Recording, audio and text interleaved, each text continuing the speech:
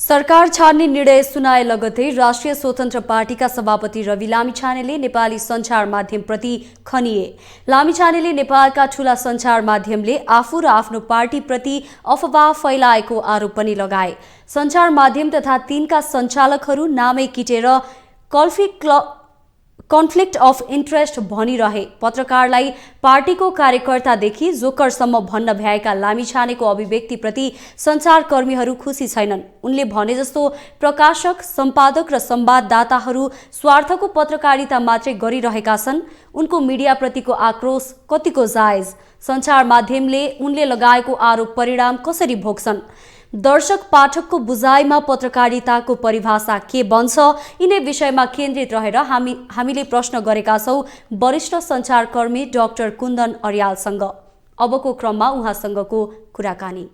राष्ट्रिय स्वतन्त्र पार्टी सरकारबाट बाहिरिएको छ। सभापति रवि लामिछानेले आफू सरकारबाट बाहिरिएको पत्रकार सम्मेलन मार्फत जानकारी गराएका हुन्। उनले पत्रकार सम्मेलनमा आफू सरकारबाट बाहिरिनुको कारण मात्र बताएनन्, त्यसैगरी मेनस्ट्रिम मिडिया विरुद्ध उनी आक्रोशित रूपमा पनि प्रस्तुत भए। विशेष गरेर नेपालका मूलधार टेलिभिजन, अनलाइन, त्यसैगरी पत्रिकाका सम्पादक, प्रकाशक र त्यसैगरी संवाददाता विरुद्ध उनी निकै बेरसम्म खनिए। उनले संवाददाता र त्यसैगरी प्रकाशकहरू चाहिँ स्वार्थमा केन्द्रित भएर पत्रकारिता गर्छन् र आफू विरुद्ध निरन्तर खनिएको भनेर आरोप पनि लगाए। के साँच्चीकै नेपालका मिडिया र त्यसैगरी सञ्चारकर्मीहरू स्वार्थ केन्द्रित पत्रकारिता मात्रै गर्छन्? रवि लामिछानेले भने जस्तो कन्फ्लिक्ट अफ इन्ट्रेस्ट के हो र नेपालमा जति पनि पत्रकारिता गरिन्छ र जति पनि सम्पादकहरू छन् उनीहरूले प्रकाशकको स्वार्थका लागि मात्र काम गर्ने गरेको हो र यस्ता विषयमा हामी केन्द्रित रहेर हामी कुराकानी गर्दैछौँ एसोसिएट प्रोफेसर त्यसैगरी सिनियर जर्नलिस्ट डाक्टर कुन्दन अर्यालसँग। सर, यहाँलाई स्वागत छ। जस्तै राष्ट्रिय स्वतन्त्र पार्टीका सभापति रवि लामिछानेले चाहिँ नेपाली मिडिया चाहिँ विशेष गरेर कन्फ्लिक्ट अफ इन्ट्रेस्ट, स्वार्थ केन्द्रित पत्रकारिता गर्छन् भन्ने एउटा आरोप लगाउनु भएको छ। तपाईँ लामो समयदेखि सञ्चार जगतमा हुनुहुन्छ, पढाउनु पनि हुन्छ। के साँच्चीकै हामी चाहिँ स्वार्थ केन्द्रित पत्रकारिता गरिरहेका छौँ? यो विषयमा मैले पनि देखेँ प्रतिक्रियाहरू, होइन, कुनै आक्रोशको प्रतिक्रिया छ, कुनै ठिकै भनेको भन्ने छ। यावत कुराहरू देखिराख्दाखेरि मलाई के लाग्छ भने कोही पनि उत्तेजित हुनुपर्ने त्यो कुरा होइन। यो पहिलो कुरो त यो विषयलाई साँच्चै अब छलफलमा लैजाने हो भने केही कुराहरू हामीले ख्याल गर्नु। तर म सबैभन्दा पहिला यसमा चाहिँ के भन्छु भने त्यो who says what through which channel भनेर भन्छौँ नि हामी। त्यो कसले, यो लासवेल भन्ने अमेरिकन कम्युनिकेसन स्कलरले, कम्युनिकेसन प्र्याक्टिसनरले भने एउटा सिद्धान्त नै कि कसले कुन बेला के कुरा कुन सन्दर्भमा के कारणले भने हो, कस्तो इम्प्याक्ट त्यसले क्रिएट गरिरहेको छ, यो सबै कुराको एनालाइसिस गर्न सक्यौँ भने मात्रै त्यो कुरा के हो भन्न सकिन्छ। त्यसरी हेर्दाखेरि अहिले पूर्व गृहमन्त्री रवि लामिछाने त्योभन्दा पहिला टेलिभिजनको एङ्कर हुनुहुन्थ्यो। उहाँले अहिले बोलेको कुरा चाहिँ धेरैजसो आक्रोशमा र तत्काल आफ्नो अवस्था सरकारबाट बाहिरिनु, सबभन्दा पहिला सरकार बाहिरबाट बाहिरनै पर्ने कारक चाहिँ उहाँको गृहमन्त्री पद जानु भएकोले त्यसैको प्रतिक्रिया स्वरूप बोलेको हुनाले र बोलेको भाषाहरू हेर्दाखेरि म चाहिँ यो कन्फ्लिक्ट अफ इन्ट्रेस्ट भन्ने विषयलाई लिएर आएको मान्दिनँ। यदि त्यो कन्फ्लिक्ट अफ इन्ट्रेस्टको कुरा लिएर आएको हो भने त्यही तह, त्यही ओजनका साथ र ठिक ठाउँमा कुन कुरो कहाँ बोलिन्छ भन्ने हुन्छ। एउटा राजनीतिक पार्टीको सरकार छोड्ने वा नछोड्ने भन्ने सन्दर्भमा भइरहेको छलफलमा र सरकारको बारेमा भएको विषयकोमा यसरी कुरा ल्याउनु भनेको यसले चाहिँ कताकति एउटा मिडिया फ्रिडम र स्वतन्त्र निर्वाध स्वतन्त्रताको पत्रकारिताको जुन हामीहरूले परिकल्पना गरेका छौँ नेपालमा, त्यसको पक्षपातीहरूलाई चाहिँ झस्काउँछ। खास गरी राजनीतिक कर्मीहरू र पत्रकार यो दुवै पक्षको बिचमा वादविवाद पनि हुन्छ, समन्वय पनि हुन्छ। अनि कन्फ्लिक्ट अफ इन्ट्रेस्ट भन्ने बित्तिकै केवल उद्योग व्यवसाय अथवा चाहिँ नि व्यापारिक क्षेत्रसँग मात्रै हुँदैन, कन्फ्लिक्ट अफ इन्ट्रेस्ट पोलिटिक्सको पनि उत्तिकै हुन्छ।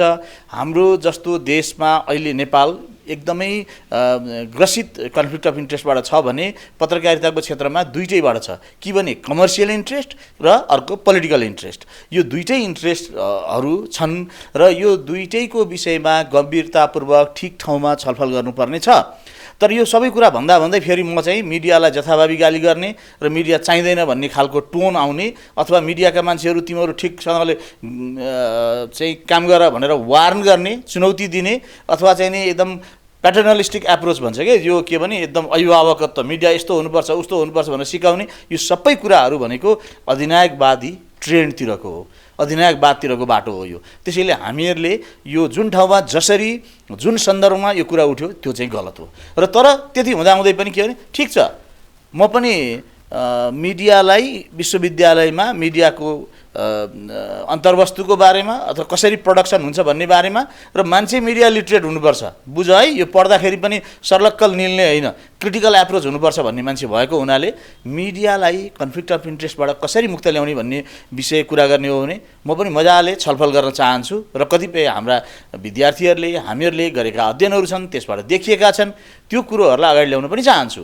तर कुरो के हो भन्दाखेरि गोलमटोल मिडियाका पत्रकारहरूको नाम किटेर सम्पादकहरूको नाम किटेर अनेक त्यसलाई 12 ग्रुप भाइ भन्ने के भन्ने यो सब कुराहरू चाहिँ एउटा पोलिटिसियन यदि पोलिटिसियन हो भने होइन पोलिटिक्समा फेरि एउटा पोलिटिक्सको फाइदा के छ भने यहाँ जोसुकै आउन सक्छन् र जोसुकै आउँछन् तर लामो दूरीको घोडा चाहिँ कम हुन्छन् लामो दूरीको कम हुन्छन् त्यसै गरी यो केही समयको लागि आएको यस्तै कुरा गर्न आएको हो भने एउटा कुरा हो तर हामीहरूले आशा गर्छौँ भने यदि साँच्चै नै रूपान्तरणको अथवा चाहिँ नि हाम्रो संविधान त बन्यो तर त्यो दिशामा देश अगाडि बढेन भनेर आशा लाग्दा युवा भएर आएको हो भने चाहिँ यस्ता कुराहरूमा ख्याल गर्नुपर्छ जस्तै उहाँले पटक पटक भनेको शब्द त एउटा कन्फ्लिक्ट अफ इन्ट्रेस्ट पनि भयो होइन उहाँले अर्को के पनि भन्नुभएको छ भन्दाखेरि चाहिँ जति पनि हामी पत्रकारिता गर्छौँ अब संवाददातादेखि लिएर उहाँले प्रकाशकसम्म आरोप लगाउनु भएको छ जस्तै हामी संवाददाता जो एज अ रिपोर्टर टेलिभिजनमा अनलाइनमा पेपरमा रेडियोमा काम गर्छौँ हामी नोइङली अननोइङली चाहिँ खालि प्रकाशककै मात्र स्वार्थ केन्द्रित पत्रकारिता गरेका छौँ कि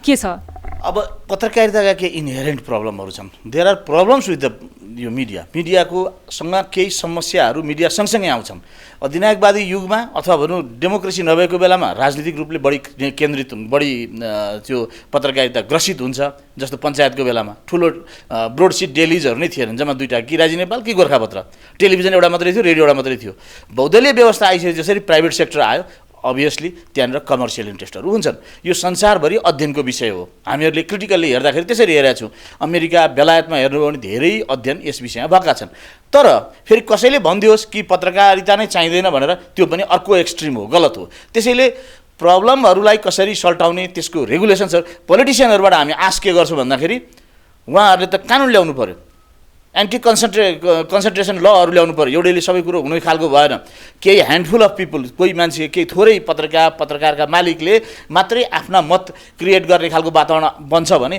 त्यसलाई कसरी कानुनले चाहिँ नियन्त्रण गर्ने अथवा भनौँ यत्रो वर्षदेखि यहाँ पब्लिक सर्भिस ब्रोडकास्टिङको कुरा उठिरहेको छ सरकारको नियन्त्रणमा भएको टेलिभिजन रेडियोलाई चाहिँ पब्लिक सर्भिस बनाएर पब्लिक सर्भिस संस्था बनाएर संसदको नेतृत्वमा ल्याएर राज्यको मिडियाको रूपमा लानुपर्छ भन्ने यत्रा इस्युहरू एकातिर छन् केही मतलब छैन अनि आफूलाई केही पर्यो भनेर कसैले चाहिँ कन्फ्लिक्ट अफ इन्ट्रेस्ट भन्छ भने कन्फ्लिक्ट अफ इन्ट्रेस्ट भन्ने शब्दावलीको दुरुपयोग हो त्यो यस कन्फ्लिक्ट अफ इन्ट्रेस्टहरू नेपालका थुप्रै ठाउँहरूमा छन् मिडियामा पनि अवश्य पनि होला कन्फ्लिक्ट अफ इन्ट्रेस्ट फेरि व्यापारिक कारणले मात्रै होइन अहिले म देखिरहेको छु कतिपय राजनीतिक मान्छेहरूले अहिले तत्कालको लागि सरकार रहने नरहने कसलाई के फाइदा हुने विषयको आधारमा यो विषय मूल्याङ्कन गर्ने विषय होइन it is matter of principle यसमा के हुन्छ भने कन्फ्लिक्ट अफ इन्ट्रेस्ट म बारम्बार फेरि जोड दिएर भन्न चाहन्छु दुईटै किसिमले र नेपाली मिडियाले अब भन्ने बेला भयो किनभने मेरो एक्सपेक्टेसन त कमसेकम एटलिस्ट पोलिटिकल पार्टीहरूसँग के छ भन्दाखेरि यो देशमा हामीहरूले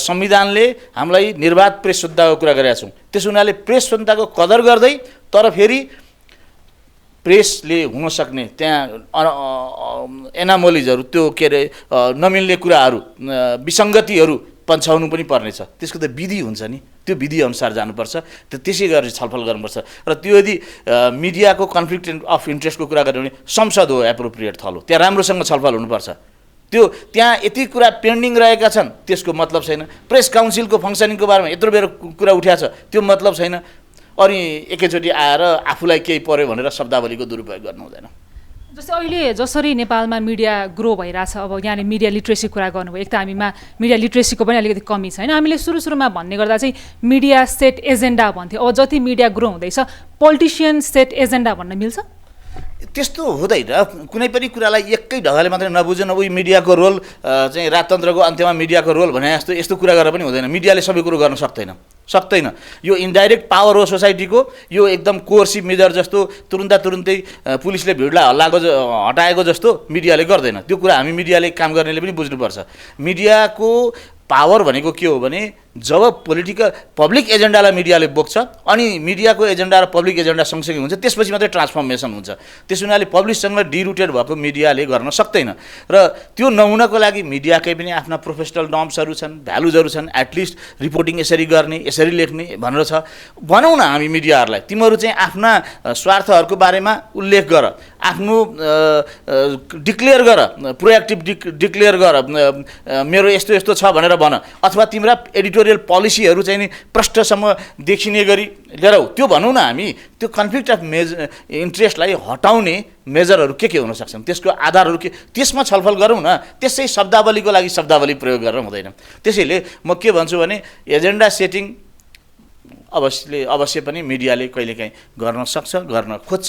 तर मिडिया एजेन्डा सेट त्यस्तो मिडियाले त्यस्तो इस्युमा मात्रै गर्न सक्छ जुन इस्यु जनताको सरोकारसँग जोडिएको छ। त्यसैले मिडियाले पनि बढी फुर्ती गरेर फुर्किएर म त जे पनि गर्न सक्छु भनेर हुँदैन। त्यो त पिपुलबाट डिरोटेड एजेन्डाहरू, पिपुलको समस्या नभएका कुराहरू त्यसरी एजेन्डा सेट गर्न नाममा ल्याउँदा त्यो मिडिया कसरी पनि मिडियाको सबभन्दा ठुलो त्यसलाई बाइ नै गर्दैन, हेर्दैन, पढ्दैन, सुन्दैन। मिडिया एकदमै सबै कुराको औषधि हो अथवा मिडिया एकदम राम्रो मात्रै गर्छ भन्ने अवश्य पनि होइन। यो सैद्धान्तिक कुरा गर्दैछु म। जस्तै उहाँले हिजो त्यति आक्रोश व्यक्त गरिसके पछाडि आज बिहान मात्रै कान्तिपुरका कति पेपरहरू चाहिँ जलाएका छन् होइन। एक त यसै पनि अहिलेको समयमा मानिसहरूले पत्रकारिताले अलिकति कम विश्वास गरिरहेको अवस्थामा चाहिँ अब भोलिको दिनमा यसले कस्तो खालको नजिर बसाल्छ। उहाँले भनेसँगै उहाँले 12-15 जनाको नाम लिनुभएको छ, 12 जना जो एकदम मेन स्ट्रिम, जो नाम चलेका अनलाइन नाम चलेका सम्पादकहरू विरुद्ध आक्रोशित हुँदा अहिले फेरि नेपालमा एकदमै धेरै हाई गर्ने प्रविधि विकास भइरहँदाखेरि चाहिँ कस्तो खालको नजिर अथवा भोलिको दिनमा यसले कस्तो खालको अवस्था सृजना गर्छ? ल एन्ड अर्डरको समस्या हो।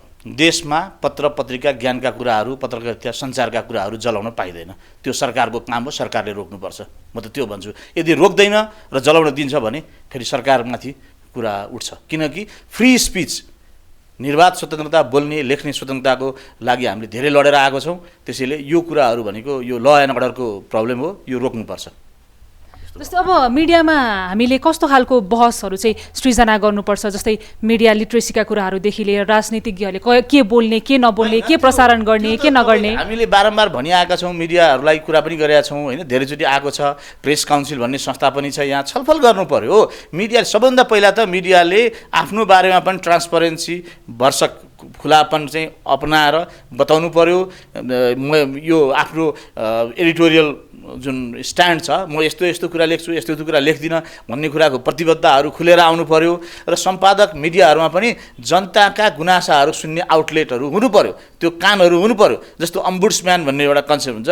जस्तो धेरै पत्रिकामा बाहिर चाहिँ नि पत्र पत्रिकाको बारेमा हामीलाई कुनै कुरो भन्नु छ भने उनीहरूले त्यो एउटा भेन्टिलेसन राखेका हुन्छ जसमा मानिसले गएर आफ्ना कुराहरू भन्न सक्छन् अनि उनीहरूले सुधार पनि गर्छ। त्यसैले एररहरू हुन्छ भने त्यसलाई रेक्टिफाई गर्ने, त्यसलाई सच्याउने सदाशयता तत्परता पनि मिडियाले देखाउनुपर्छ। यो त अनि कानुनहरू पनि मिडियाको कानुनहरू साँचो अर्थमा लोकल कन्टेन्टहरू आउने। अब यो त मिडियाको त समस्या त यावत छ नि यो देशमा। अहिले यति धेरै रेडियो आयो, धेरै टेलिभिजन आयो, खोइ कन्टेन्ट डाइभर्सिटी। हाम्रो टेलिभिजन कसले हेरिरहेका छन्? अडियन्स सिफ्ट भइरहेको छ कि छैन? त्यसैले मिडियाको बारेमा चिन्ता गर्ने हो भने पोलिटिसियनहरूले त्यही चिन्ताको हिसाबले आउनु पर्यो। यसलाई चाहिँ एकछिन आक्रोशको रूपमा मात्रै आउनु भएन। मेरो अन्तिम प्रश्न, अब पत्रकारले राजनीति गर्नु हुँदैन? पत्रकारिता गरुन्जेल चाहिँ गऱ्यो भने समस्या पर्छ। त्यो कन्फ्लिक्ट अफ इन्ट्रेस्ट भने त्यही हो। मैले भने राजनीतिमा जो पनि आउनु पाउँछ। हिजोसम्म म अपरेसन थिएटरमा थिएँ, आजदेखि राजनीतिमा आएँ। त्यो गाउन साउन फालेर भन्न नि पाइन्छ डक्टरले।